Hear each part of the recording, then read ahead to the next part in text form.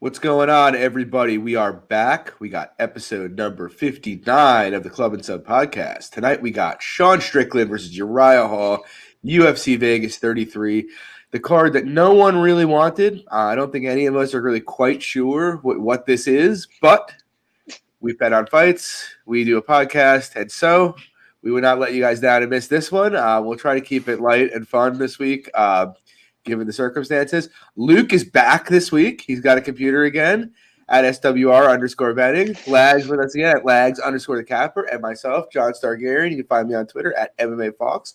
As usual, if you enjoy the pod, please drop a like and subscribe. We'd really appreciate it. It would help us out. If you've been watching us every week, drop a like, especially if you made some money off us last week. And also, if you have bet online, use the promo code CLUBSUB. You'll get a 50% bonus up to your first $1,000 deposit. BetOnline's really the best book for MMA, period. They get lines for everything. They get props earliest for everything. Check it out. Promo code CLUBSUB. So, with that being said, folks, we will get right into this. We have it was originally a 15-fight card, and we are down to 13. It's ugly. But there are some spots where perhaps we could profit. So, first fight of the night, we got Philip Rowe taking on Orion Galaxy Cosi. And I bet Philip Rowe here for 2 units at about plus 170. Pretty much think he's better everywhere. It's kind of funny because I had recalled going liking Cosi off Contenders and thinking fairly highly of him, which I guess is why you do the tape and refresh your mind, because going back, I don't actually see what he does at a UFC level, really. I guess he hits hard, but, even the power of, I guess I'm somewhat skeptical of, if you look at the guys he actually finished regionally versus the couple times he's faced, fighters with a pulse.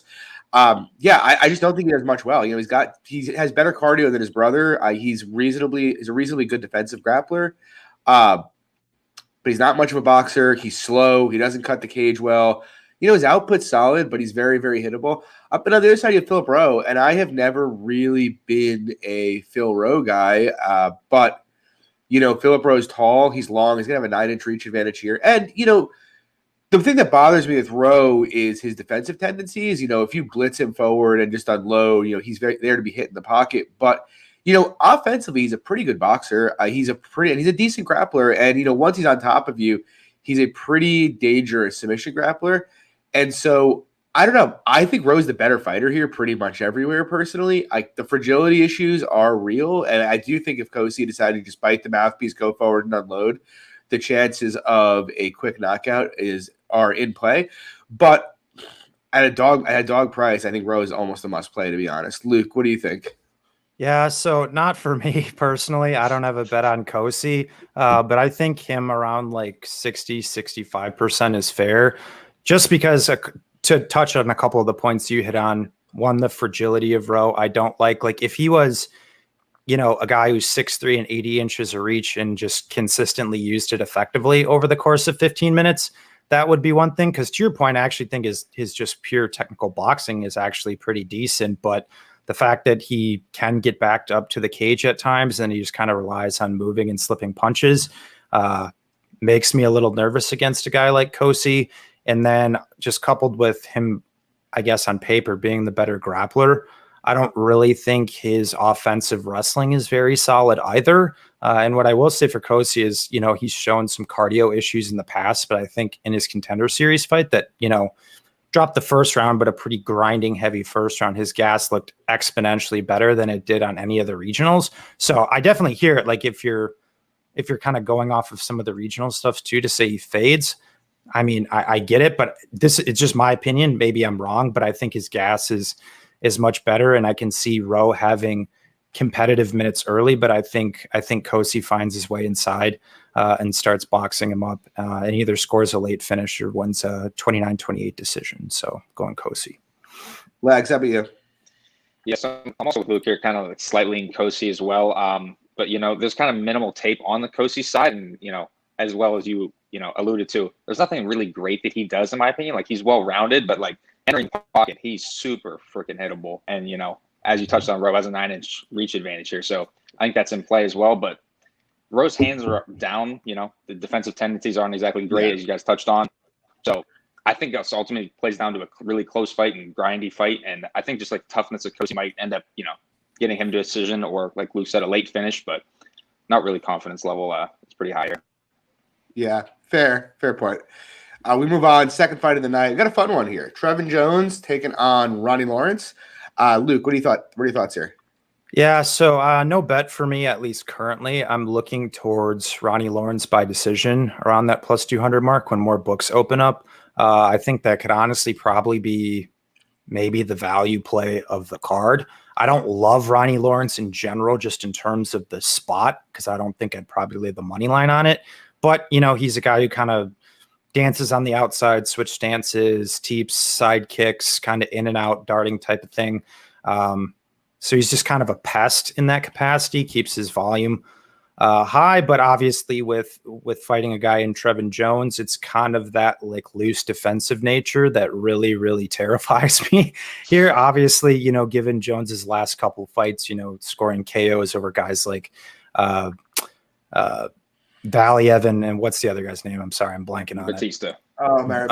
Batista. I think both of those guys hadn't been finished in I don't think Batista had ever been finished, and then I don't think Valiev had actually ever been finished. But knocked out. You're right. Apologies, but so yeah, I think Lawrence is probably more reliable to win minutes and do things, but once again, the defensive issues are there. I think he can just kind of wrestle and grind his way, even if he's not able to control Jones, just kind of like an up-down mat return blanket type scenario deal. But I guess one little feather in the cap of Jones, I guess if you were more so looking to play the dog, we haven't really seen Ronnie Lawrence defensively grapple at all. And we, have seen, Jones show some components in that capacity too. So I think that needs to be noted. But essentially, I just like the pace and pressure that Lawrence brings in both capacities, where I think if he can stay conscious, his decision equity is exponentially higher than Jones is here. So I like Ronnie Lawrence. Wags, how about you? Yeah, I'll be pretty brief as well. I like Ronnie decision as well for similar reasons, the pace and the pressure of him. But yeah, I just don't like the wild spinning attacks of him entering the pocket. So obviously that's a huge concern here with the counter like Trevin Jones, the power he brings. But yeah, I think, again, Ronnie decision should be a lot closer to plus 120, plus 130 instead of that plus 200 number. Yeah. So again, I'll probably have at least a half unit on that. Yeah, that's fair. I don't mind Lawrence's decision, to be honest. I honestly, in general, Ronnie Lawrence is the kind of fighter I'm looking to back. A guy who's always doing stuff, lands a ton of takedowns, and sticks to that kind of a game plan. Those are pretty usually, I don't want to say safe bets, but those kind of fights are fairly easy to predict. And to be honest, that might be the case here. I guess my concern is, he fights a lot like Simon and like Merab, but those two guys do a tremendous job of shutting down scrambles. Whereas, Lawrence, I don't know. A couple things against Cachero scared me, where I felt like a better grappler might have been able to put Lawrence in a bad spot on the mat. Now, Jones is a pretty good grappler, but even with that being said, and I do think it's possible that Jones could out-scramble him and put him in some bad spots. Even with that being said, though, I do expect Lawrence is going to be minute dominant. And something, I think you mentioned it in our group chat earlier this week, Luke, but I think it should be noted. Trevin Jones, I know he's got 2 wins by KO. I don't think he's a particularly huge hitter, to be completely honest, though. There's no other evidence throughout the balance of his career. So, maybe he's massively leveled up his power in the 2 fights since he came to the UFC.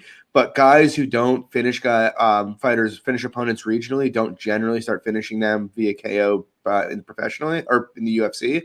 And so I think Jones needs to out-grapple him on the mat. And like I said, I think he could put him in bad spots and scrambles, but I do expect the guy who's going to win the majority of grappling exchanges to be Lawrence. And so it's one of those things where it's like, yeah, for me, if Jones was plus 200, plus 230, I'd be interested in poking it perhaps. But the variables here, if it turns out that Jones can't put him in bad spots, he's going to look, plus 400. So, yeah, I don't have much interest in it. I actually do have some interest in that Lawrence line. To be honest, goes the distance isn't bad. I I don't really understand why books are putting this like what is it, 60% to finish, something like that right now. It was I think minus it's 110, I think, evens. over. It's evens, yeah, to finish. Yeah, I don't really get that. I don't. It's very weird because Lawrence is not classically a finisher. I don't think he's gonna. I'm pretty sure he's not gonna finish Jones on the mat, and he's not gonna probably stand with him to finish him. So like I think most of the finishing equity in this fight is with Jones. And even with that said, like I said, I don't think he's as big a hitter as he's getting credit for. So I think the over is actually pretty nice here. But yeah, I don't mind Lawrence's decision either. Moving on, we got Ashley Yoder, the Spider Monkey, taking on Jinyu Fry. Lags, what are your thoughts here? So I guess surprised Ashley's getting another fight here. But to be honest here, I kind of think it could be a good spot for Frey here. But I have two issues would be the size, obviously the 4-inch height and reach advantage for Yoder here. Not to mention she's a 105er moving up to 115, historically. But just for fight IQ in general, in the last fight with Gloria DePaula, we'll touch on later in the card. The first round dominantly grapples her, wins the first round handily. Second round, chooses not to grapple, loses that round. Third round, again, chooses the same game plan in the first round, wins the fight handily because of that. But if she chooses not to do that, she ends up losing a decision here. So it's like the whole fight IQ in general and the size discrepancy here, it's a pass for me, to be honest.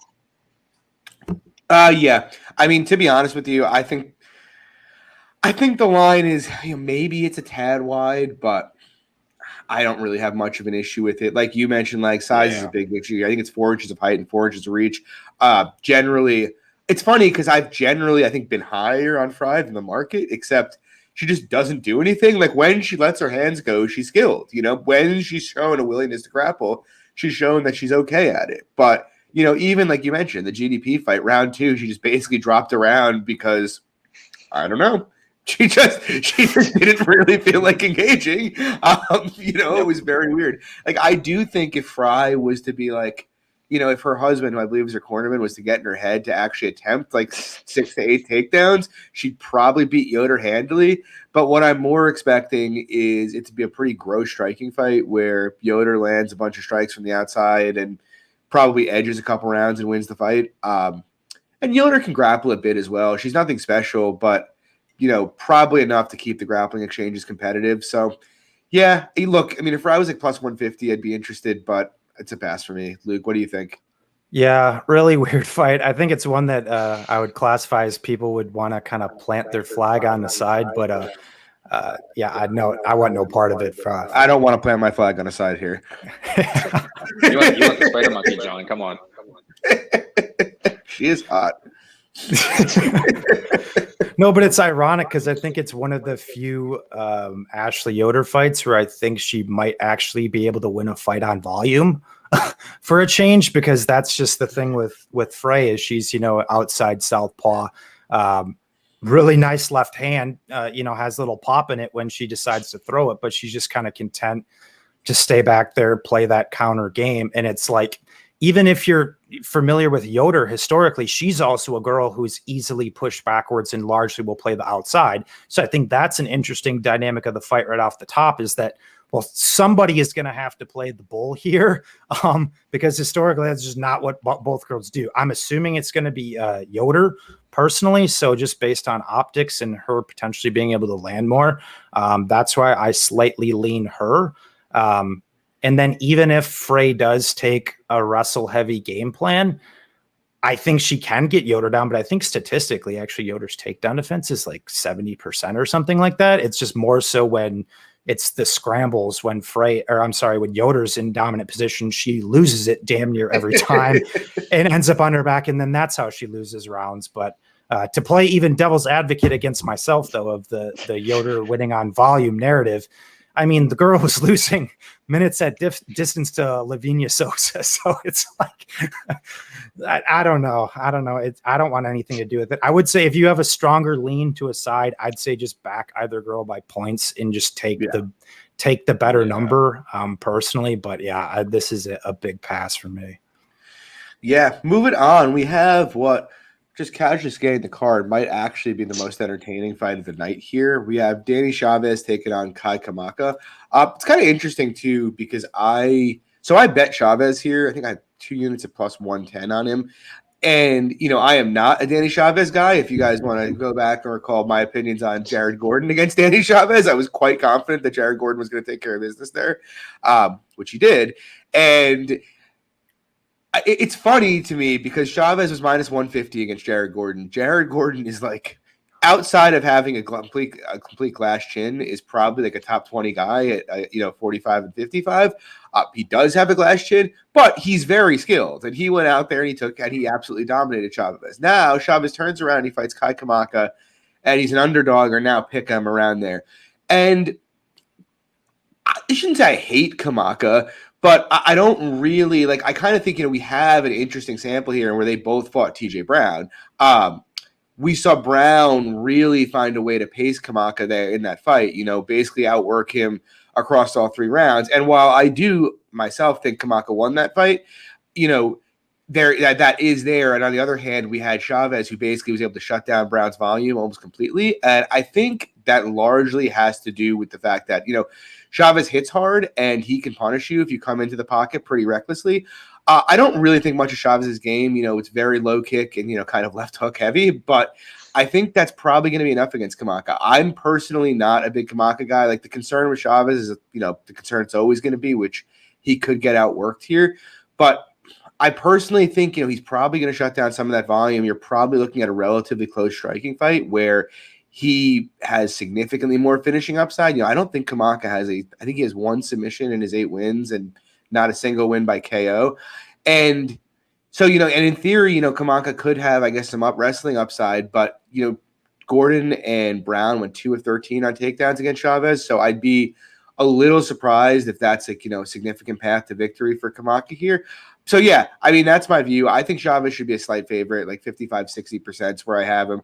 I think the KO upside is like pretty much not all in his favor, but largely in his favor. And I expect, on the feet, it's going to be relatively close, probably a slight volume edge for Kamaka and a power edge for Chavez. Luke, what do you think? Yeah, so we're not often butting heads on this podcast, but yeah, I'm actually on Kamaka here. I guess from a similar perspective, like, I don't love the bet or love him in general, but I thought at Pick'em, just based on how I capped it, I put Kamaka minus 150 personally.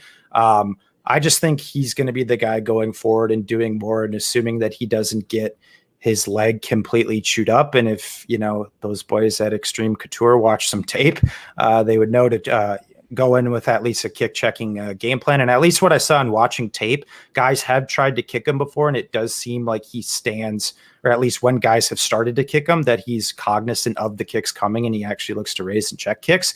So I think that's encouraging. But yeah, I think he's just going to be the one going forward. I think he's going to do more, and I actually trust his gas tank, and I guess in a pressure heavy fight a bit more than I do Chavez, which I know is somewhat ironic because he did kind of slow at times against Tony Kelly, but that fight was like an absolute war where I think both guys landed over 100 significant strikes, where I don't think this is necessarily going to be that high output. I think it's be higher output, but not like that crazy high output. He did hurt TJ Brown too in the fight as well. I was on the under 2.5 there. That really sucked to take an L. And then, yeah, I think he has a potential wrestling path. I don't think he necessarily needs it to win, but I think he has a potential wrestling path here too. And last point, I think the Jonathan Pierce fight was a complete anomaly. I think his defensive wrestling is good. So we'll see. Letting it fly. Small play at on minus 110 on Kamaka. Lags, how about you? Let the war begin between the boys. But yeah, to add on real quick, Luke, to the Kamaka slowing down. Uncle Weezy mentioned in the chat too. Kamaka's also taking this fight on 12 days notice. This is originally supposed to be done. Danny Chavez versus Dan Ho Choi. Do Ho Choi. Sorry, not Dan Choi, not Brandon Schaub here. But no, I mean, I don't really disagree with anything you said, John. I'm kind of more so leaning again on the Chavez side. Like, I think this is a close striking fight, but I think the wrestling is largely going to be neutralized from Chavez on the Kamaka side. So I just trust the durability really and the finishing upside on the Chavez side. So yeah, ever so slightly lean Chavez, but nothing too crazy. And then just one last point for me, at least in regards to Chavez, it's one, there's just not like a ton of even footage out there on him to begin with. So yeah, I guess that's my thing. Like, I know like pre the 2 UFC fights he had, he like dinged 3 guys, but like in general, I don't think he's been like a big KO artist, and I don't think his strength of comp has been great. So like I said, it's not one that I'm throwing 3 or 4 units on Kamaka here, but to be honest, it's still kind of more of like a questions answered on like even who Danny Chavez is, just because in my opinion, I have a better gauge on who Kai Kamaka is and what he brings to the table. Not to say once again that I'm in love with the guy stylistically and whatnot, but yeah, just wanted to throw that out there. No, I mean, to be honest, I actually don't think Chavez, I think I said it before the Gordon fight. I actually think Chavez's power is very overrated. Like, if you actually look, the guy didn't have a KO for his first 10 fights. I just, I don't think Kai hits hard at all. Well, I mean, he throws everything into his shots, but they don't seem to really land that hard. But anyway, moving on. I got not my biggest bet of the night, but the biggest dog I'm backing of the night here. Got Chris Gritzmacher taking on Rafa Garcia. I'm on Gritzmacher here. I'm on an island here by myself. Literally on an island. If you look at that, John is the only person on that upside. And Techie for point one. And Techie with a small play. Yeah, but like, it's funny because I'd spoken to a couple people before I taped the fight who had been like, "Oh, check out Rafa. He seems fairly safe here." And, I recall not liking Garcia because I had bet Umberto Bandonai against Garcia in Combate, which should speak to, how little I think of Garcia that I bet Umberto Bandonai against him. And I didn't really see a whole lot in the tape to really change my mind here. Like, I don't really rate his striking much. I like the pace that he put out against Nasrat, but he wasn't landing with much. He's not a very accurate striker. He's not really a combo striker, and those are really the guys who, have given Gritzmacher problems in the past. Guys who can kind of string 3-4 shots together and really punish him for having, basically no head movement. Garcia seems to just really be one and done. He doesn't really hit particularly hard. I could be wrong about this, but I don't think he has a KO in his career. He's one. He's got one. I think, yeah. And if you look at his career in Combate, it's mostly, a bunch of weird subs that he hit on Mexican and Puerto Rican fighters who couldn't grapple at all. Whereas, and like, he's facing Gritzmacher. And look, I know Gritzmacher's been subbed twice, but like, Gritzmacher actually scrambled okay with Davi Ramos like a couple fights ago. You're not seeing anything from Rafa Garcia that Gritzmacher didn't see from Davi Ramos. Same thing with Skelly. Skelly subbed him, but Skelly, if he gets on top, is a pretty slick grappler. And so I think he's going to be probably okay in the grappling and can probably work up. And then on the feet, it's like, look, I get it. Gritzmacher is a crash dummy. He basically goes in there and just eats 4 to land a couple, but that pace wears on everybody. And, you look at the guys that have beaten him, mostly decent fighters. This isn't like Alex Hernandez he's fighting. Like Alex Hernandez, top 15, 20 guy, hits like a truck, who's very fast and athletic. Garcia is going to be there to be hit. And even if you want to look at the stats, Gritzmacher's metrics actually shockingly check out. Incredibly high pace. He generally out attempts his opponents. I just kind of think it's one of these fights where, like, look, he did get KO'd pretty brutally in his last fight, and so maybe the durability is going. But if Garcia doesn't take him out of there early, it's going to be a close fight. I don't really see any scenario where, Garcia can, just kind of wash him out of there with ease. Maybe he finishes him early, but if this goes 15 minutes, I expect a close fight where I'm going to get my number paid off, whether he wins or not. So, yeah, I mean, I have Garcia at about 60% myself. And like Uncle Weezy just said, he did throw a ton of volume, but yeah, he didn't land much at all. And so I expect that here. I expect a war, and I'm plus 245 in a war. I'm happy to sign up for. Luke, what do you think? Well, I guess at least in regards to the Nasrat fight, I'm going to give Mr. Garcia a little bit of credit. He did come into that on short notice and is fighting, a roughly top 25 guy who's like exponentially longer, who's a really good striker. So, and he's kind of just like a little short fire hydrant guy. And I think he actually did take the first off of Nasrat on like 2 judges' cards. You should not have. I'm just saying. I'm just saying, I don't know.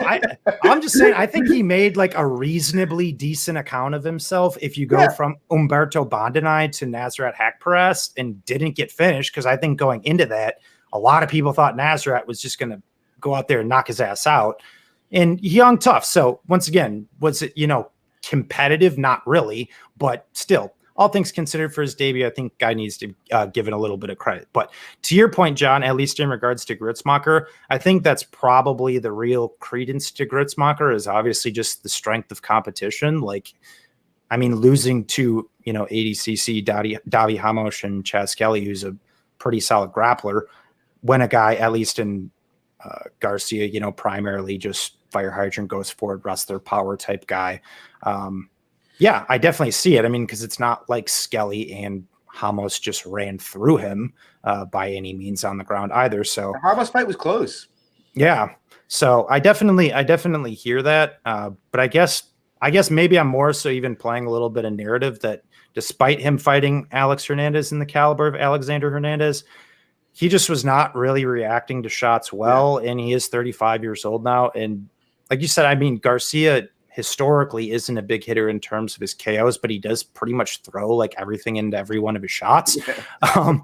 So him just going out there and deading Gritzmacher, I think is actually a pretty live outcome here. And to be honest, we just haven't seen Gritzmacher have a ton of, I guess, in general, UFC success. He feasted on that Yovera guy who I think was just one and done in the UFC. And then he feasted on the carcass of Joe Lozon. So I don't know. Gritzmacher is just kind of in a weird spot because his losses are not bad in any stretch of the imagination, but his wins aren't good either. Like even going back to his loss on tough against Lobov, like it's like, I don't know. He's just kind of a weird guy. So I can let me put it to you this way. I do think the line is a tad wide. I think I put Garcia like minus 200 or minus 233, like around there, but I don't know. I don't really want to trust Mr. Gritzmacher, to be honest. Lex, how about you? Yeah, so I originally came into thinking like, maybe this is a decent parlay piece for the week, but then you watch that Gonzalez fight where he's gassed, about halfway through the fight, just turns into a war. I mean, that is just unbelievable. And honestly, that's what this fight could turn into. Because I kind of think that the finishing upside for him is largely, front loaded. And then again, Gritzmacher could take over if he tires. So I got a bet here at the under 2.5, one unit at plus 110. I think both these guys have finishing upside, and I think Garcia finishing upside likely again, probably front loaded. I do like shout out real quick though, that the one Kabate fight, I forget which one it was. Alberto Del Rio he was commentating on that. That was sweet. That's it. If you caught that at all, they mentioned him real quick, and he just started just rapid speaking Spanish on there. That is awesome. I have to mute taping the Kabate fights. I can't listen to it for an hour. Dude, are you kidding? There's so much good energy during them. I can't do it. It's like soccer commentary. Like it's amazing. But yeah, so again, just to finish real quick, the under 2.5 plus money. I just kind of think both these guys have a ton of finishing upside. Yeah, I agree. I actually think that's a decent way to play it because if Gritzmacher doesn't die instantly, he's going to take the fight to Garcia. Unless it turns out they're both just made of concrete. Yeah, someone's probably getting finished. I agree with that. Moving on, we have a Frankenstein fight here. This is fucking bizarre. We had Colin Anglin. He's making his UFC debut, taking on Melzik Bagdasaryan. He is also making his UFC debut. Neither put up the best, performances in Contender Series history, but both of them have contracts and are fighting each other. Luke, what are your thoughts here? Honestly, this is probably out of, this quote unquote classified dumpster fire card. The fight I have honestly the most intrigue in. To your point, Anglin got his absolute ass handed to him in the first round of his Contender Series fight, but kid showed a lot of heart, durability, toughness, good gas tank. Over 15 minutes, went out there and won the last 2 rounds. So I think that needs to be said and something good to see from a guy with less than 10 pro fights to show some maturity. But then in this Melzik dude, I kind of compare him to like a greener version of like a Rafael Fiziev in a lot of ways, like just compact. He's like uber technical, but everything he throws is with intent and like hard. Like turn your volume up when you go back and watch that Contender Series fight. Like the sound of the shots that guy was landing was just unreal. And to be honest, I have no idea how the guy he was fighting took everything from him, but it does need to be noted that he did take everything from him. And I'd say about around the 6 or so minute mark, his output dropped off a cliff and, definitely still won the fight and was still throwing. So it's not like he just completely stopped and was, still landing with some good shots, but the output dropped off a cliff.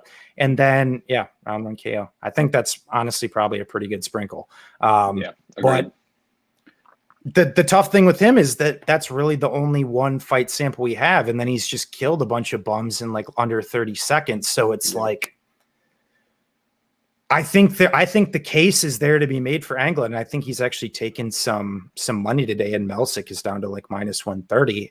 I mean, I get it, but to me, once again, pre-fight, if I was to bet it, I would probably take Anglin just because honestly, I trust him a little bit more over 3 rounds, and he might be able to provide Melsick with some wrestling resistance too.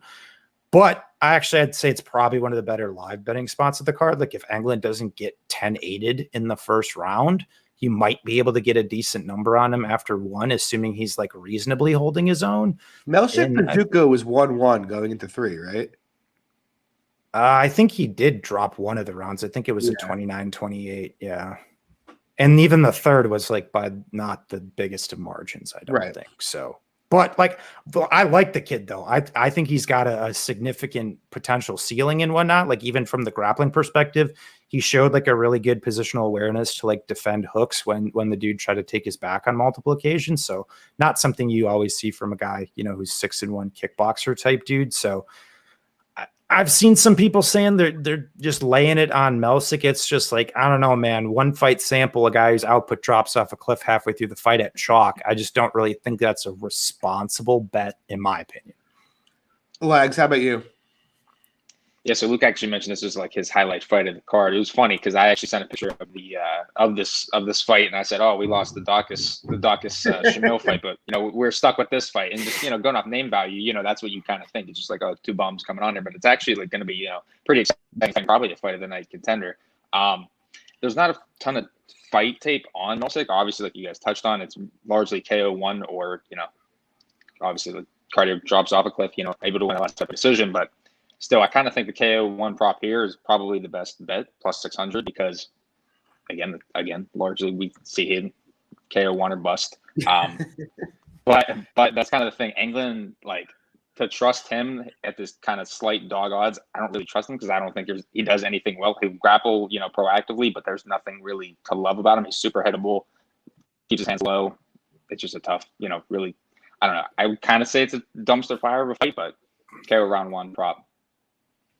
Yeah, I mean, it's funny because like if I had seen Anglin tank that kind of damage in the UFC for 2 or 3 fights, I'd almost definitely play him in this spot, to be honest.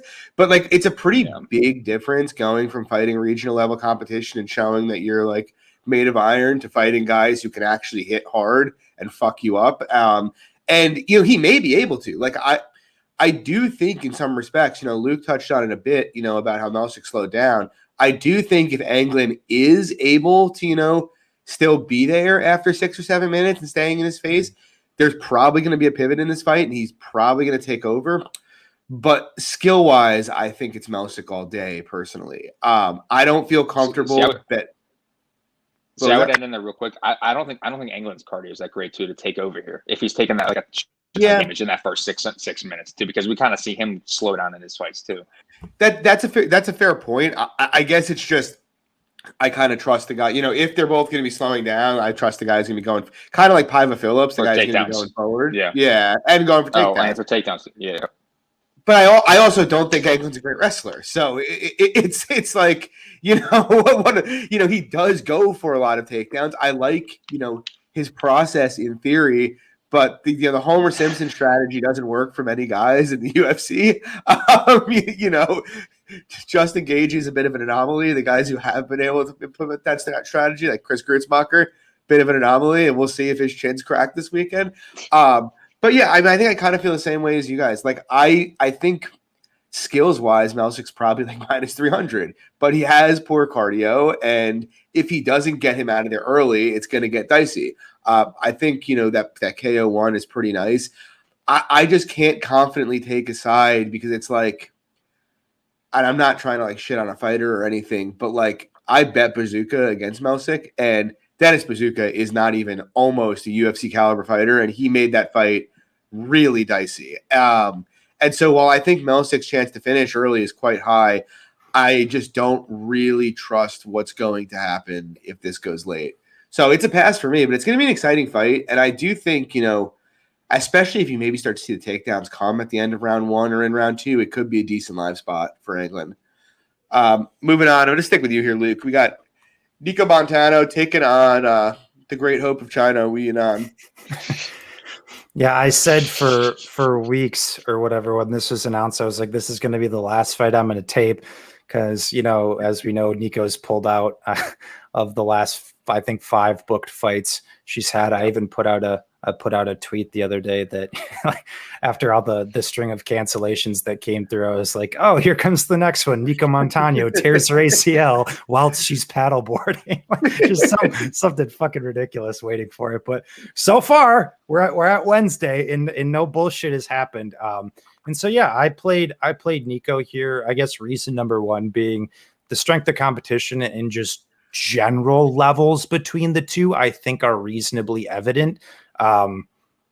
Even Montano's last loss to Juliana Pena, she was winning. I mean, the first 7 minutes of that fight, and then kind of, the wheels fell off a little bit. But even in the third, she got on top of her. And so really in her only loss outside of Avila back in the day, she's competitive with the girl who's, been perennial top 15. And then she's looked great on Tough and I think landed like a strike record or something in the Roxy fight. Granted, she got hit a fuck ton too, which isn't overtly encouraging. But the big reason here is one, I think Wu is really on the verge of being cut. To be honest, probably with this loss, actually, and just from once again a side narrative perspective, like look at the last girls that fucking Montano was scheduled to fight. Shevchenko, Sarah McMahon, Macy Chason, Julia Avila 3 times again, and Carol Hossa. Do you know what all of those girls would do to Wu Yanan? Like, I don't know. To me, it's like you go from being booked against those girls, and then you can make your argument how those fights would go, and that's, another conversation. But you go from being booked to that, and a girl in Wu Yanan doesn't make a lot of sense to me. If this is just a range striking affair for 15 minutes, Wu is tough. She will throw. She is the longer girl here. I do understand merit in that capacity, but one thing that Montano is consistent to do, and that's probably even understating it, that she's always willing to do, is go to that clinch game where she's incredibly strong. I think her wrestling isn't great, but it's decent. She's looked okay from top position, has had some struggles with control here and there at times, but once again, she's still even out grappling and grinding girls like Montana De La Rosa and Roxy, who are, good wrestlers, at least at the UFC level. Whereas a girl in Wu, I just don't like what I've seen from her on bottom. Her getting taken down 5 times and tossed around by Gina Mazzani, I don't think is really the greatest of looks. It looks like her takedown defense has upped a little bit, but once again, her strength of comp hasn't been great. I just think it's a tough style matchup for her. And if we see any stretch of what the normal Nico Montano is, and the girl just hasn't like massively regressed or had a lobotomy, I think she wins this fight, if not potentially finishes with relative ease. Lags, how about you? Yeah, similarly, I like Nico in a big way here, and even to counter Wu's point about if this stays a range striking match, I think Wu is pretty, single shot, one and done. She's not going to, have a ton of output here. So even in that capacity, I think it could end up being a close fight. But I think Nico getting double underhooks here is going to be there all day. I think Wu is terrible at defending that again, and I think Nico should be able to get takedowns here with ease and able to, get a ton of control time here. I've kind of just been thinking of how I want to play Nico personally, because I think there could be a finish live here. Obviously, I think there is levels in the grappling. But I might just end up parlaying her with Strickland at the end of the card, to be honest. Yeah, I mean, I don't really have any much to add. to be honest, I fucked this up. Like, I taped this earlier today, and the line was already gone. To be honest, I think Luke, you kind of nailed it on the head. I think she's going to do whatever she wants here. As you touched on, she's not a great wrestler, but she's strong, and that's pretty much a cheat code if you want to wrestle in WMMA. Also, just in general, fading Chinese fighters against grapplers seems to be plus EV these days. Have we seen one who's a good grappler yet? I think Lags, are you frozen on me right now? Yeah. I think Lags is frozen. Okay, I wasn't sure if he was just standing remarkably still. Somebody said pissed him off. But I don't mean to wiki cap it, but Jocelyn Edwards beat Wu pretty soundly, and I'm pretty sure Nico would take care of Jocelyn Edwards with relative ease, to be honest. Look, she's a much better wrestler. I think she's a better striker, kind of like what Lag said. I just think she wins this fight everywhere, unless, like you said, maybe if she keeps it striking for 15, she could lose a close decision, but I don't think that's likely. I don't really think an armbar from guard against her, like Lauren Miller happened, is particularly likely either. She went 15 with Pena. If Pena wasn't going to sub her, I don't think Wu Yanan is. So, yeah, I think Nico wins this. Or put it this way, she should win this fairly easily. Wu does make noises, though, which terrifies me. Moving on, we got Brian Barbarina taking on Jason Witt. Lags, let's start with you here. Any thoughts here? I think this is a fairly simple one to break down. I think just Barb probably kills him in space here before Witt's able to get the grappling going. I think his striking and Witt's striking and grappling aren't great, and pretty much what he's able to implement is on non-UFC caliber fighters. Like we saw Cole Williams, 0-2 currently in the UFC, doesn't have a job at the UFC anymore, and we saw he has severe takedown defense issues. But yeah, I largely think that Barb probably kills him on the feet. But again, we saw in the last fight with Anthony Ivy, he was able to take Barb down 5 times, wasn't able to knock him out. But again, to that point, I still think Witt has less durability than Anthony Ivy. So maybe the finish is more like here. But I really don't think there's much value anywhere playing this fight. I think I'd probably say the best value would be Barb by decision at plus 340, because I think the KO at plus 120 is a little short because, again, like I said, he's not a huge power guy. It's more like a nutritional type of thing. But again, Witt's chin, not great. So kind of playing with fire. Yeah, fuck Jason Witt. I was on Jason Witt quite big in his last fight against Matthew Semmelsberger, and he died the first time he got touched, which we always knew was possible. Look, if you were to press me to take a side and say what I think value is here based on the money line, I'd probably say Witt. I do think Witt is a reasonable grappler, to be honest. He's an okay wrestler, and he is pretty strong on top. I do think, unlike Ivy, I think if Witt gets on top of Barbarina, he actually has a chance to hold him down for a bit. But the problem is, like you touched on, Lex, it's he's so fucking fragile. It's like Barbarina is going to work up, and so he's going to tee off him at times. And I just kind of think, I don't want to say the KO is inevitable because that's never really true, but I think a KO is somewhat of a likely outcome here. And even if it's not, I just kind of think Barbarina is probably going to do enough damage in space that the takedowns won't matter. I guess Barb could get held down for a bit, but I don't see Witt doing to him what he did to who was it, Cole Williams on top. Yeah, I don't think that's going to happen here, and so. And then sorry, real quick, if you wanted to hedge, for instance, and you think that Cole Witt's able to get this to decision, Cole Witt by points is plus 500. That's not horrible. That isn't horrible, but it's I don't know. I don't feel good about it here. I feel pretty confident saying he probably shouldn't be 30% implied, while also feeling like Barbarina is probably going to knock him out. It's just, and I'm never shy about betting someone shitty to go out there, but this is one of those spots where Barbarina's been fighting the best guys in the world for 5-10 years now. Jason Witt, every time he seems to take a step up in class, he gets knocked out. It wouldn't totally blow me away if he has a lot of wrestling success and wins a close decision, but not something I'm eager to play here. Luke, how about you? Yeah, so I'm playing Witt. I'm just kidding. but to give the guy some bit of credence, the one thing I do like about him, and actually why, and unfortunately, I bet him over Semmelsberger, is that I think he's a guy though that largely does understand his limitations, and he knows he needs to wrestle, and he knows he's gonna go out there and do it. Unfortunately, in Semmelsberger, he died on the very first fucking punch thrown in the fight, so we didn't really get that question answered, which sucked. Props to the folks that took the under 2.5 there.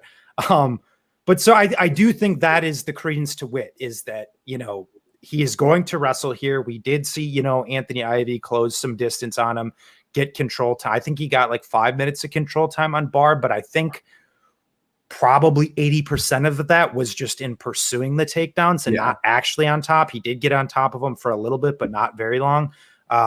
So that's kind of what I see here in some capacity. But to be honest, I don't know if Jason Witt has the gas tank to also do that when he's being stuffed, though, because if you go back regionally, a lot of his takedowns are coming easier. And when he's able to get on top, it's just he's fighting guys who don't have any concept of what to do on bottom. So he's able to pass, either work from the half guard, smash, take backs, and do that type of thing. But in the times we have seen guys put up some resistance, even back on in his regional scene days, he's gotten really, really tired, and he's huffing and puffing when there's guys that have been able to stuff takedowns on him. So I think there might be some merit to Witt early, potentially making this fight look a bit closer, assuming he doesn't die on the first exchange here. But to your point, John, I mean, Barb's just been fighting absolute savages, but devil's advocate again, when you see like a minus 300 next to Barb, you're kind of like, I don't know about that, but I do think it's a spot. It's a decently good spot for him. His takedown defense is largely held up. I think if you take the Colby fight out, he stuffs at like 64% or something. So it's pretty good. I like him to largely stay upright, be positionally responsible. Like even Luque had him in like a deep ass choke, and he didn't get subbed by Luque. So not to wiki cap, but it's like if Luque is subbing him, I don't really think Witt is either. So I think you could play Barb KO. I think it's the most likely outcome of the fight, but kind of to Lags' point, I think everyone just kind of got wise to that early. So the ship kind of has sailed on that price. So I think the sneaky value play actually is taking Barb by points. Would be one hell of a sweat, and really praying to the MMA gods that Jason Witt has found a Marcin Prachnio chin within the last 3 or so months. But theoretically, the grinding of Witt could limit the exchanges and extend this fight too. But I'm just begging. I think Barb probably knocks him out. Yeah, I think Barb's like the classic guy you never lay minus 300 with, but also never gets priced plus 200. I think you should never be priced plus 200 against like anybody. So, and I like Barb. So since I have no bet here, I hope he just sends his head into the third row. Next up, we got Ryan Benoit taking on Zaruk Adashev. This is a rebook, and I'll be honest, you guys know I scoff at narratives a lot. Like, I'm never the guy when people are like, I'm waiting to weigh-ins. I'm always just like, fuck off. Like, you don't need to wait to weigh-ins to see anything. But after what happened on the scales for Benoit the last time this was booked, I am waiting to weigh-ins because Benoit. Benoit. It's not Chris. It's not Chris Benoit. Come on, John. Still, is he Canadian though? Oh, he's not Canadian. Never mind. No. But like honestly, because like I had a bet on him last time it was booked, and had that fight gone through after that disaster, I would have been deeply uncomfortable. And so I do want to make sure that he doesn't die on Friday morning again. But honestly, I've seen people trying to make the case for Adashev this week, and look, I get it. He had like 2 to 3 moments against Sue where he blitzed forward and like briefly stunned him, but Adashev or Benoit should win this fight however he wants, to be completely honest. The guy's been fighting, in the UFC for a long time. He's been fighting the top of the division. Granted, losing to most of them, but he also basically stomps out the guys that aren't, at the top of the division. And I kind of think that's the case here. Like, Adashev's low volume, so I don't think the volume issues of Benoit are probably going to play a role here. Benoit's the much bigger hitter, and if he really wants to, he can probably do whatever he wants to him on the mat. Look, I get he's got a gas tank issue. I get he has an activity issue, but I really his career will have fallen a long way if he loses to Zaruk Kadashev. I think he's going to win this fight fairly easily. I just want to make sure that he's all there health wise. But I am probably going to bet Ryan Benoit this weekend. Luke, how about you? Yeah, I definitely hear that, and I kind of want to go back to your point of Benoit should win this fight, and that's kind of like the talking point for me in just terms of how I think about it. Because I think he's just better everywhere. I think he's more proven, despite the whole Adeshev kickboxer thing. We've kind of poo-pooed that on a few past Adeshev breakdowns, that he's not exactly the most technical guy in the world. Is going to kind of come forward and do that type of thing. So, but I do think that is actually the credence to Adeshev in this fight is just based on activity and his willingness to go forward, because Benoit will play the back foot. I think he lands less than 3 significant strikes per minute, which is really horrible at flyweight in a high output, high paced division. So a bit of a red flag. But to your point, I think technically he's the better striker. He's the better grappler. He's the better wrestler. But even with the wrestling, he doesn't wrestle at all. I think he only lands 0.33 takedowns. Should he wrestle Adeshev? Sure, because I think he also has a pretty clear path there. But historically, he's a difficult guy to bank on to do it. So I don't want to say I'm like trying to make the case for Adeshev. I am a little bit, just to play contrarian, because I know you love him here. But he was having competitive minutes standing with Freddie Serrano and one of the Mokhtarian brothers. So I don't know. To me, he's kind of one of those guys where he can compete with really good guys, but just based on his style, he's going to have competitive fights with fucking trash cans too. So that's what just makes me nervous about him. But to your point again, John, theoretically, this is a good fight for Ryan Benoit. Wags, how about you? Yeah, I don't really have enough to really much to add here. I think Zaruk is pretty much KO or bust here. Benoit should probably be able to play the outside game or grapple if he chooses to. But again, big if he chooses to grapple, which again we're gonna see. Yeah. Fuck yeah. It's not the most fun fight ever. Yeah, to be honest, I wish this fight was one of the ones that was canceled and we kept Dawkins and Shamil. That would have been nice. It is what it is. It could be a really great buy down spot on Benoit, though. It really could. It could. That's what I'm saying. It's like Benoit was a favorite against Tim Elliott not that long ago, and now he's at the same price against Zaruk Kadashev. That's a little nuts. Well, whatever. We move on. We have a more fun fight here. Nicholas Stolze was originally, who was he supposed to fight? Oh, he was supposed to fight Minier Lazez. Now he's fighting Jared Gooden. Luke, any thoughts here? Yeah, didn't do a ton of tape here. I'm not going to lie. I blind bet Stolze at an early line of minus 120 because I knew that was just going to completely skyrocket. Honestly, I was giving a tad bit of credence to Stolze, is that you say? Yeah. Stolze in his matchup with Lazez. I did think he was outgunned in terms of power and physicality, and Lazez might actually be able to land takedowns on him. But he does come from a kickboxing background. I think he's 17-3 when he was kickboxing. He's shown, some good acumen there, decent output. Not the biggest hitter in the world, but he's actually well-rounded in terms of the grappling. He's had some wrestling success. Looked like shit on bottom and has gotten out wrestled by a few guys. That's kind of the main hole, I would say, in his game. But I guess in fighting Gooden's kind of just a big muscled up dude who's kind of just tends to be a largely a stationary target. He obviously hits really, really hard, and you have to give him that due, which is also what gives me a little bit of pause with Stolze here, because there are times there's defense I think is a little loose and it can break down at times. So I think that's kind of the credence to Gooden here. But I think in terms of overall technical acumen and hand speed and just movement that Stolze uses, I think that's going to give Gooden some troubles, coupled with, going back to Gooden being a pretty muscled up dude. Taking this fight on short notice, I don't really think his gas tank holds up because he's had some gas tank issues historically. So in a guy in Stolze who pushes a decent pace, who might even actually be able to mix in some wrestling into this fight as well, I wouldn't be shocked. I think him around that 65, 66, 70% mark is probably accurate. Lags, how about you?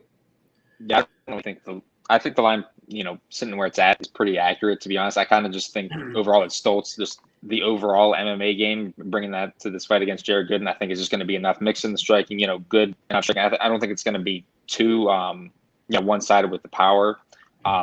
And then with grappling, obviously, I think Souls has the advantage there. And I think, like Luke touched on, with short notice with Gooden, I don't think his cardio is going to be that great later this fight goes. But again, I don't think there's a ton of value on the line where it's at -140, -150. Yeah. Gooden's weird, man. Because like I don't disagree with a lot of what you guys said, but like I also I had, who did he fight in his debut? Joban. I had the other 2.5 there. Yeah, and I mean, insane that didn't hit. Unbelievable. They I think they landed 280 strikes is what it was. Something crazy strikes. Like that. And both of them were hurt multiple times during the fight. But so that's what I'm saying. So like I had bet Joban like very confidently against Jared Gooden. And like Gooden came into the UFC and I was like, I really just don't see it. I don't think he's a UFC caliber fighter. And then that fight happened and I was like, man, he looked way better than like I really thought he was capable of looking. You know, his hands looked fast, his cardio held up better than normal. He hurt Joban a couple times, but I mean everybody hurts Joban. So it's like, you know, that's not the end of the world. But I just in general left that fight being like, okay, you know, maybe Jared Gooden actually is, you know, a UFC caliber striker. And then the Abubakar fight happens, and it's just like he doesn't get taken down for 2 rounds, and it's like, man, like I get he's an Nurmagomedov and whatnot, but like, dude, this guy is not a good striker. Like, and he basically just jabbed Gooden's face off. And I'm like, this is what I was expecting in the Joban fight. And then I didn't see. And I don't know if it was just the threat of the takedown. And so I'm kind of like torn here. It's like, if he comes out with the kind of energy and output that he had against Gooden, against Stolze here, I think he's very, very live. I mean, he's certainly always live for a KO, but I think he can be live on minutes. But on the other hand, it's like we have, 18 fights worth of data on Gooden now, and we've seen him look like that one time. And so, yeah, I think Stolze's better everywhere. I think that version of Gooden could look good here. I think he could potentially hold his own or knock him out. I just haven't seen enough to make me think that, you know, that performance is at all predictive going forward. So it's a pass for me. But yeah, I think Stolze's probably going to win this fight. Moving on, Luke, going to go back to you here. We have Gloria DePaula taking on Cheyenne Bays. What are your thoughts? Yeah, gather around the campfire, ladies and gentlemen. People are going to be replying to this in the live thing on Twitter with the Simpsons gif of everybody walking through the streets with the torches and pitchforks. Now, honestly, I think this is a decent spot for Mrs. Bays to get a bounce back. I think the mistake that people – am I getting an echo? No, I hear that too. Shit. I'm going to take this off. Yeah, I'm going to take my headset off because I'm getting an echo, but yeah. Okay. Anyway, so I generally think that it's a decent buy down spot on Bays personally. I think it's kind of the mistake that a lot of people make. I think in handicapping is they look just back at a last fight and something happens and then they just get overtly freaked out by it and then everyone just jumps ship to the other side, and that's kind of what I think people are doing here. But the big thing is that the Montserrat Ruiz fight still really holds no weight in terms of her fighting Gloria DePaula. In my opinion, like I don't think Gloria DePaula has ever even landed a takedown in her entire career. And so let's just touch on the Ruiz fight real quick. Was it embarrassing?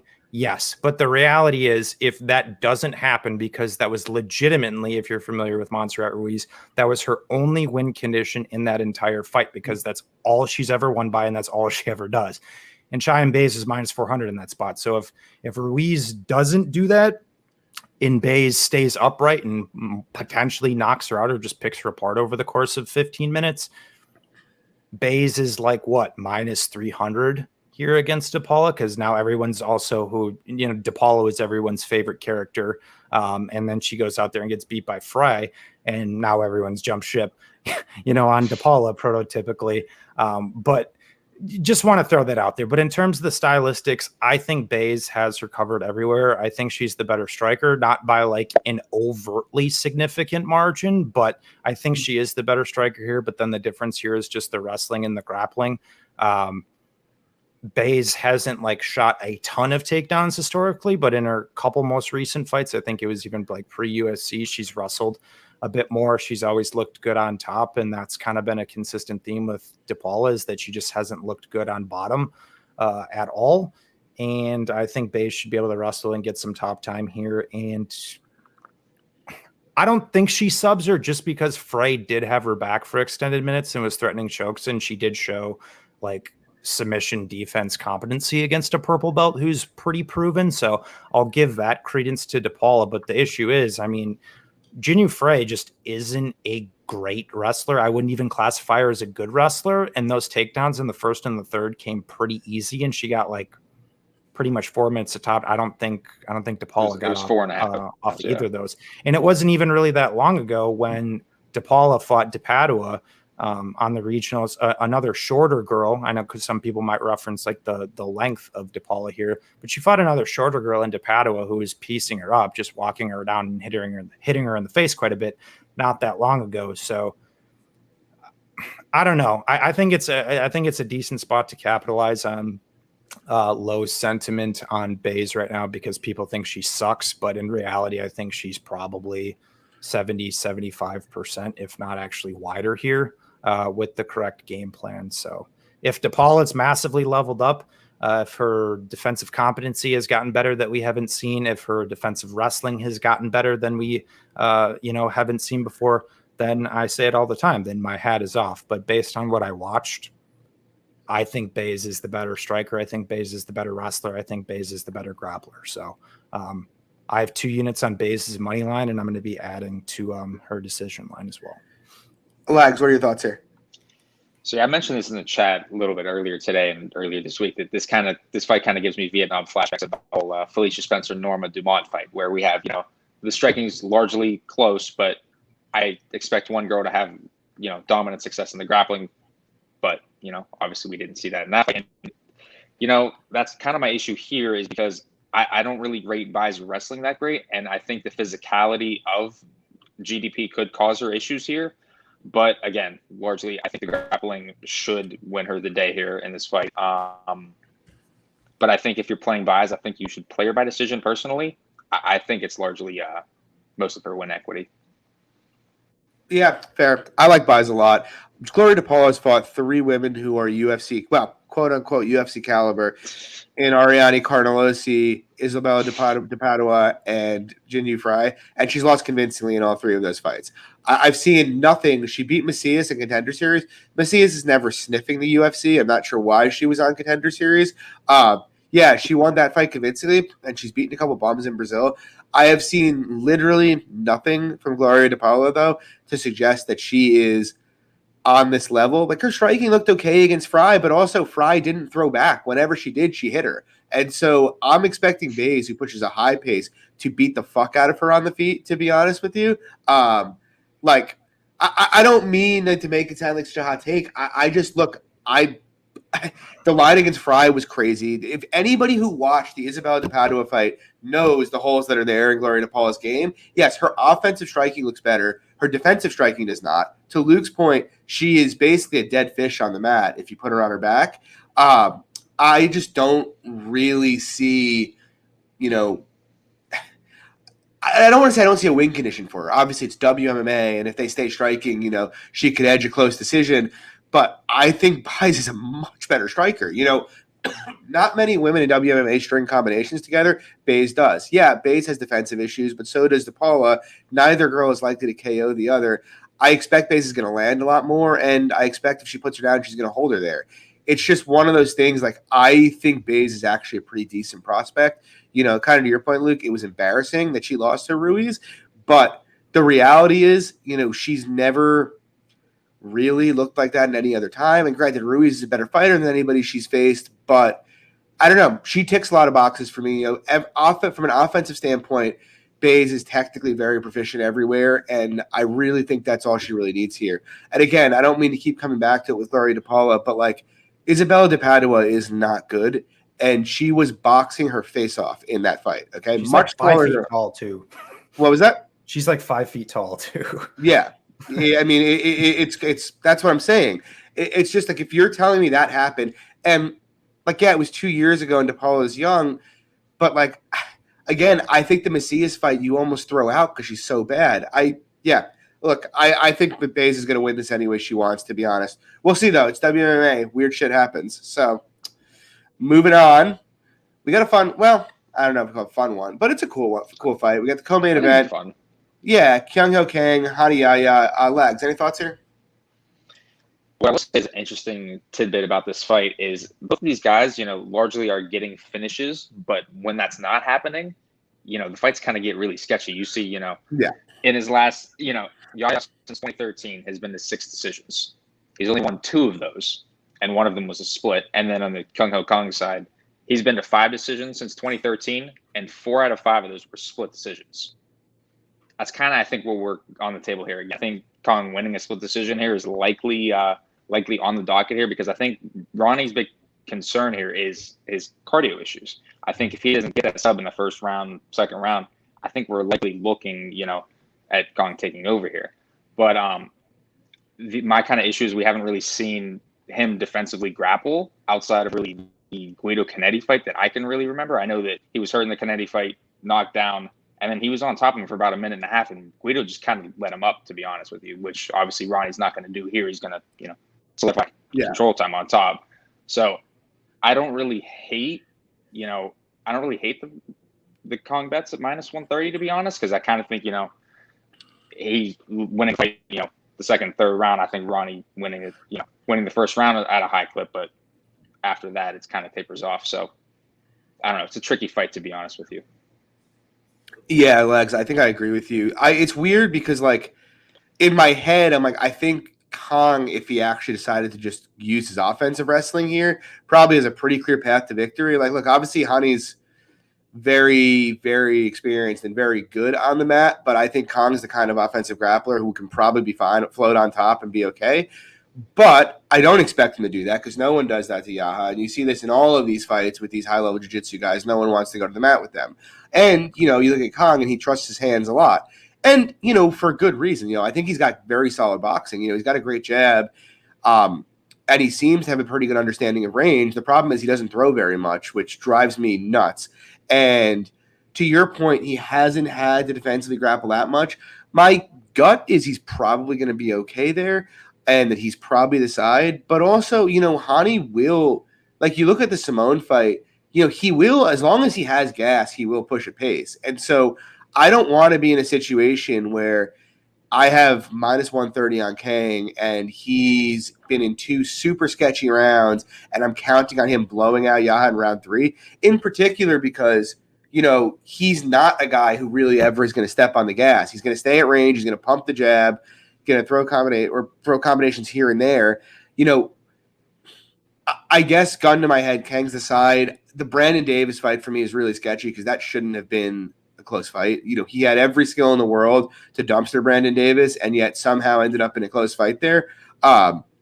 Same thing in the Ramos fight. Again, he was jabbing Ramos whenever he wanted to let it go, but just wouldn't let his hands go enough. Had every tool to win that fight, but didn't do it. I think Kang is more skilled. I think he's the better wrestler. I think he's the better striker technically. I just don't really trust him to use those skills at a rate that would make me comfortable to bet him here. Luke, how about you? Yeah, I don't.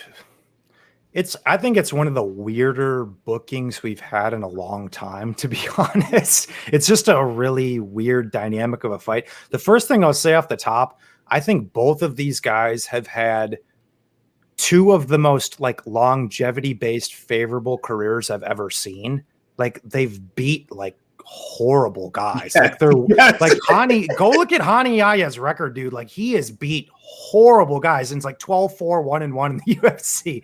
Kang, conversely, his W's aren't great. I know he went to the split with Hamosh and whatnot, but in general, he isn't fighting the strongest guys in the world. And that's kind of my big thing. It's one of those fights where it almost seems so obvious that you should bet Kang at minus 130 that it's a trap. The guy has 78% takedown defense. He can wrestle. That's historically a decent archetype that's going to give a guy in Hani Yaya troubles. He's a decent boxer. But to your point, the problem is he just finds himself into these close type of fights. And we just haven't seen him defensively grapple much. I think there was a leg lock that Ramos attacked against him, which he did get out of, to his credit. But from the fights I've seen, I just haven't seen a ton of his defensive grappling. So even if Yaya doesn't land takedowns, if he's just able to grab a hold of a leg and get into some funky transition. I don't really know how Kang is going to react to that. And then to your point too, John, about the volume consideration, obviously Yanya doesn't really throw much, but I mean, really neither does Kang consistently either. So it's like, I don't know. It almost seems like too easy. Like there's something weird about it where it seems like Kang minus 130, you should probably unload on it. But Yaya is just a really weird guy to fight who I think's been counted out in a lot of spots and has come through in a lot of spots. He's just a weird, tricky, wily, savvy vet.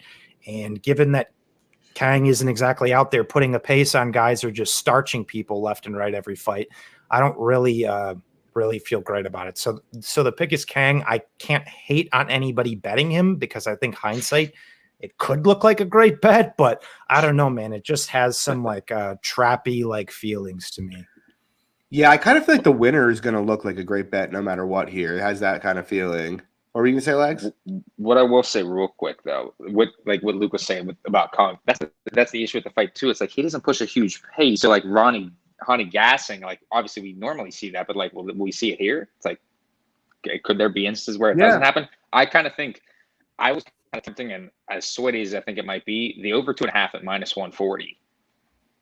Whew. That'd be a sweaty over. That's what I think. But like Kang is classically finishing guys with submissions, right? Yeah. So, and I don't think he's submitting. I think him submitting Hani is probably like it's a sub 10% outcome for sure. I think Kang only has a couple knockdowns in the UFC, so he's not like the biggest hitter in the world. That is interesting. And I mean, Kang's a black belt, I think, right? I have no idea. Yeah, I'm pretty sure. I know he wrestled Team Alpha Male guy, but I don't know he's black belt. Yeah, I don't hate that. I mean, but I think it'd just be again a huge fucking swing. Yeah. It's like, do you want to have It could be a great bet though, dude. Do you want to watch Hadi on the respirator for the 2.5 minutes around 3, where he's trying to hold on for dear life? I think people who bet Barzola against him are still wondering how he didn't finish that fight in round 3. That was unbelievable, honestly. Dude, that was scary. I had to watch. Just a man that was like just wanted to die, and they just wouldn't stop the fight. But we move on. You know what's crazy? Yeah. Real quick. FanDuel for the Yaya fight, that goes the distance, minus 110.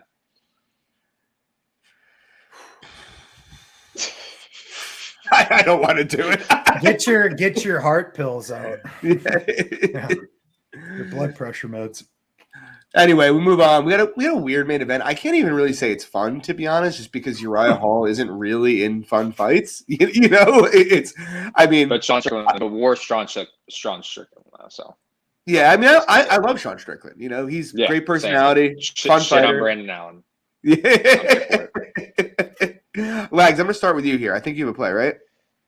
Yeah, I do. So I think the best way to probably target this fight, even though I do think the money line on Strickland minus 215, minus 220 is short, I think the best way to target Strickland would be that 4-5 decision bet plus 170.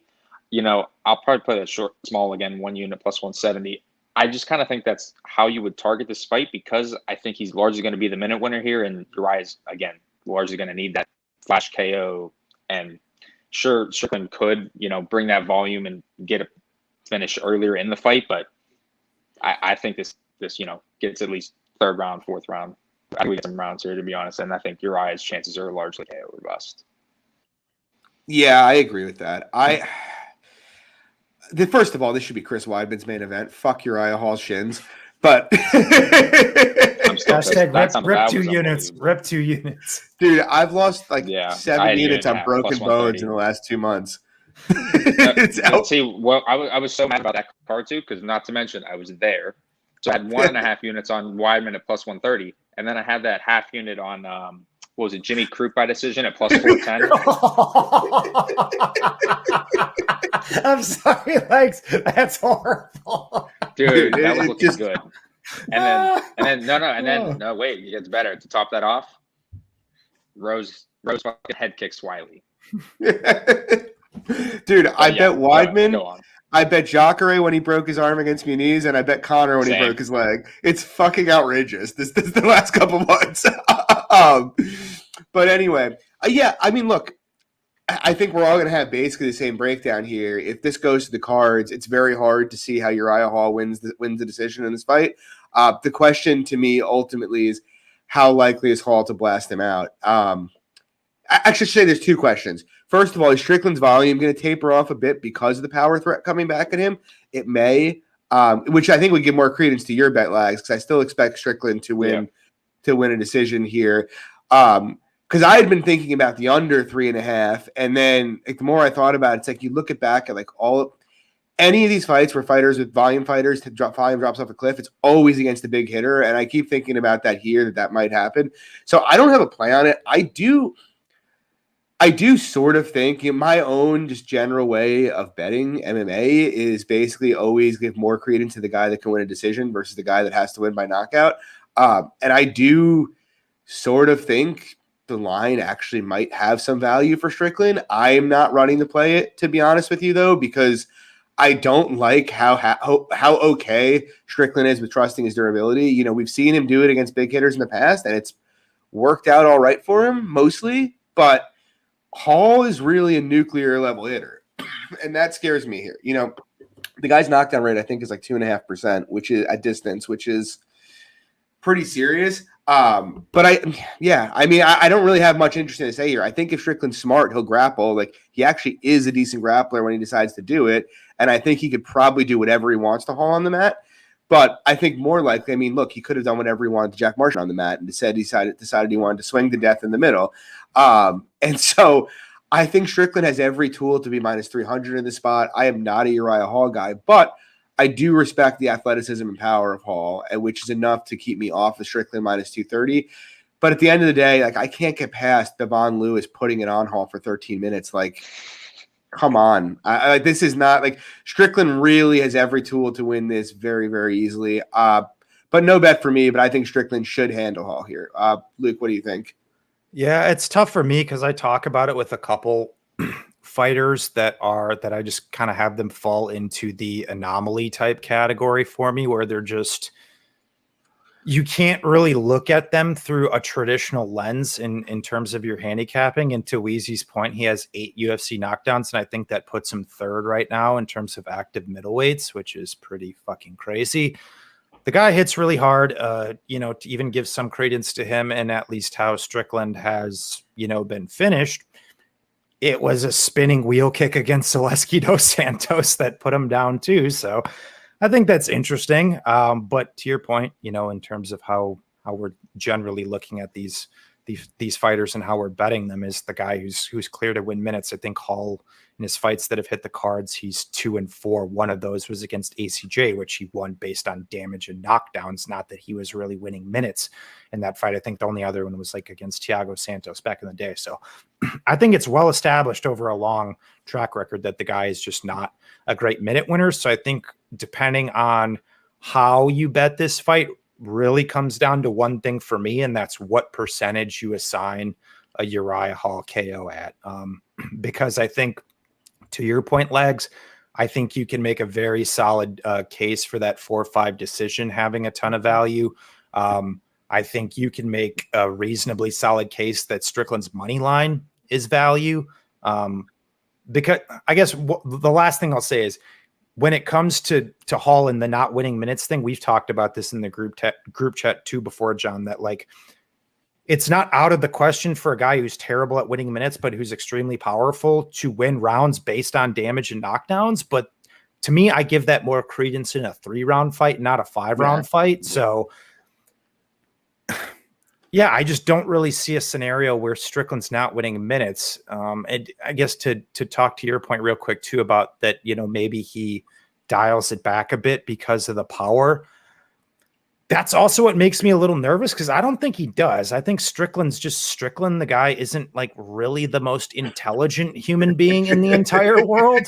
I think he's just going to go out there and do what he always does. He's going to stand upright. He's going to throw straight shots. He's going to throw a lot of them. And I don't know. I've just been saying it for a while with Strickland. I think I've bet him in like his last 2 or 3 fights in some capacity, but I just had this feeling with him for a while that he is going to get smoked one of these days. He's just so confident in in that Get that out of here. in that upright nature. Get that shit out of here. He largely rolls with shots well, but he just stands so upright and he just doesn't really possess a lot of footwork at all either. Can like even overextend on some of his shots too. So like, listen, I'm not really trying to make the case for Hall, but I really don't want to have money on Strickland against a guy like Hall, if I'm being completely honest. I just don't. I'd rather wait till he fights like Edmund. Yeah. Yeah. So my pick is Strickland. I think he could. The one last thing I'll say is the 4-5 decision.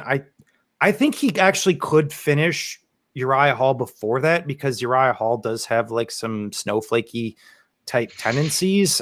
He's a pussy, Luke. You can say it. Yeah, well, he's just one of those guys you never know who's gonna show up. Yeah. Like if the best Uriah Hall shows up, you know, you might get a solid performance from him. If the other one doesn't, he's like, just didn't want to be here tonight. He gets peppered with a flurries against the cage and gets standing TKO'd in 4 minutes. I really wouldn't be shocked either. Yeah, I mean, didn't he lose the first 2 rounds to Silva, to 45-year-old Silva? Did he? Or they were competitive, I know that for sure. I believe he lost both and was on his way to losing the third before he dropped him. See, I would say my counter argument to the maybe him finishing it early there. I mean, all the guys who have knocked him out early are massive hitters. So that's fair. Yeah, fair. Yeah. Anybody want to give? All right. So real quick though, I'm just rooting for a Sean Strickland win, and then we can get Strickland and Holland as the next main event. That's what we're rooting for. I'm here for that. But yeah, Bellator picks though. I saw he was talking about it in the chat. Yeah. You guys I will any bet thoughts? Kevin Holland. Yeah, I'm not going to give breakdowns here, but I have a pretty big bet on Pitbull. I think he's going to completely dunk on McKee if he doesn't die in the first 3 minutes. And I also bet Burnell. Elite top player against guy who has a tendency to play guard when he gets taken down and doesn't stop takedowns. That's my 30-second soundbite. Luke, anything from you? Not yet for me. Lags? On some stuff. Nothing for me. I've been grinding UFC. All right, so that'll do it for tonight, guys. Next week, it's Bobby Green fight week. He's about plus 275 right now. Let's not jump in there yet. Let's let this thing get to plus 300. But it's a pretty solid pay-per-view card, I think, for betting next week. So we'll see you guys next Wednesday, same time.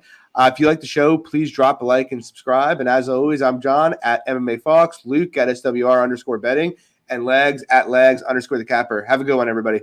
Peace.